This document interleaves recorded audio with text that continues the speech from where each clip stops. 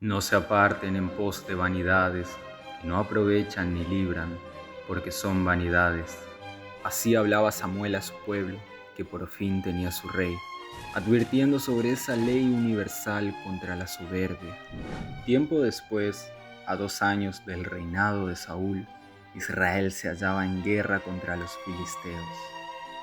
El rey había fragmentado su ejército confiándole una buena parte a su hijo Jonatán, que operaba en la zona de Gaba. Los filisteos eran numerosos y significaban una seria amenaza. Tanto es así que Saúl, que se mantenía en la zona de Gilgal, debió refugiarse con gran parte del pueblo en cuevas y peñascos. Esperaban a Samuel, quien había asegurado que en el lapso de 7 días se presentaría para pedir junto al pueblo el favor de Dios. Cumplido el tiempo, Saúl, ansioso, decidió ofrecer sacrificios por sí mismo sin esperar más, puesto que tenía miedo de que su gente desertara, un acto que ya se alejaba de la advertencia que Samuel había hecho años antes. Saúl demuestra inseguridad y temor, dejando de lado la paciencia, la obediencia y hasta la confianza en que todo saldrá bien. Ni bien acababa el holocausto, se presentó Samuel, que al observar lo sucedido reprochó duramente a Saúl. Pero él, lejos de disculparse, se justificó, a la vez dejando a la luz sus miedos por el ejército filisteo, por la tardanza de Samuel y la incertidumbre de que el pueblo desertase de él.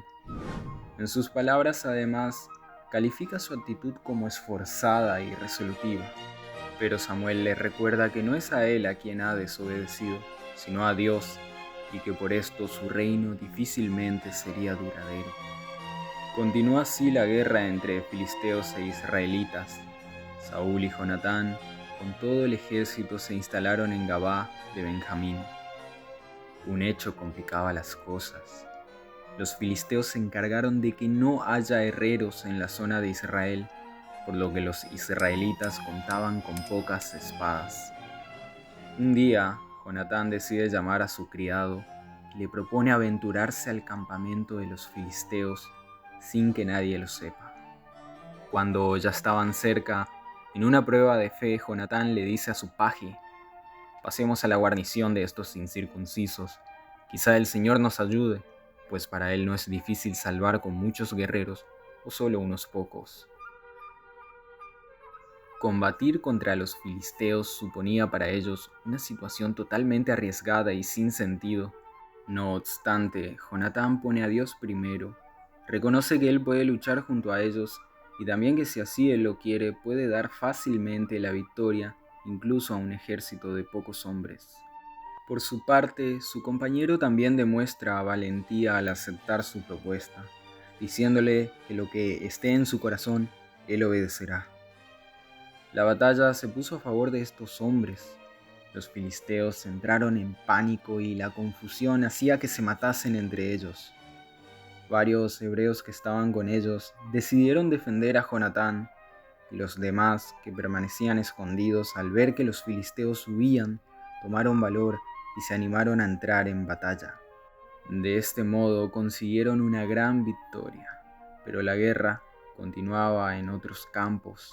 Saúl nuevamente se deja llevar por el orgullo, quizás ya animado por la ventaja, y hace un juramento insólito: que nadie coma hasta la noche, hasta que él se haya vengado de los filisteos. ¿Qué está mal en esto? Es probable que Saúl haya pensado que este juramento era prueba de su fe, puesto que priva a su pueblo de algo tan esencial como el alimento antes de la batalla. Sin embargo, se advierte tanto el ego como la motivación por la venganza. El ego, puesto que afirma que él es quien se vengará de los filisteos, sin mencionar o poner primero a Dios. La venganza, por su parte, es la fuerza que lo mueve y no el amor a Dios, y además lo lleva a maldecir a todo aquel que incumpla su orden. Así es que Jonatán, que no había escuchado semejante juramento, mientras se encontraba comandando un grupo de hombres, pasa por un bosque y se topa con un panal de miel. Sin dudarlo, lo prueba, pero la gente asombrada le repite la sentencia de su padre. Jonatán afirma que es algo absurdo, puesto que si el pueblo estuviese bien alimentado, mayores fuerzas tendrían para luchar, y no le dio importancia al hecho. Llegada la noche, la gente estaba tan hambrienta que empiezan a beber la sangre de las ovejas y becerros. Al enterarse de esto, Saúl los hace reunir a todos. Esa noche prepara un altar para consultar a Dios y decidir si bajar o no contra los filisteos, pero no recibe ninguna respuesta ni señal favorable. Entonces, interroga a todos para saber si alguno ha incumplido su juramento pensando que a esto se debía el problema. Y en otra muestra de ego afirma que si así fuere su propio hijo, por Dios, que ese día morirá.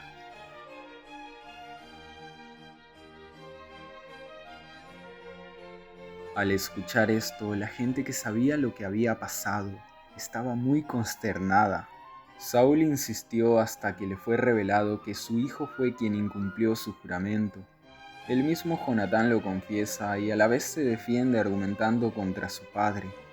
Le parecía tan ridículo que el hecho de probar tan solo un poco de miel lo lleve a la muerte. Pero Saúl, obstinado y quizás con miedo de ser avergonzado delante de la gente, persiste en su decisión de matarlo. Sin embargo, de manera increíble, el pueblo se opone al rey y se niega rotundamente a aceptar que el valeroso Jonatán muera por la terquedad de Saúl. Así le responden al rey: ¿acaso va a morir Jonatán, que acaba de dar a Israel esta gran victoria? Ni siquiera pensarlo. Vive Dios que no caerá en tierra ni un cabello de su cabeza, pues ha actuado con Dios hoy.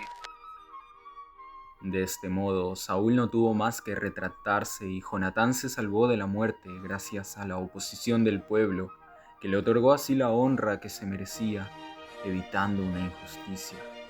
Este hecho marcó la debacle del reinado de Saúl, que se iría desmoronando hasta el día de su muerte. Si te gustó el video, no te olvides de darle un me gusta y suscribirte. Muchas gracias por tu apoyo.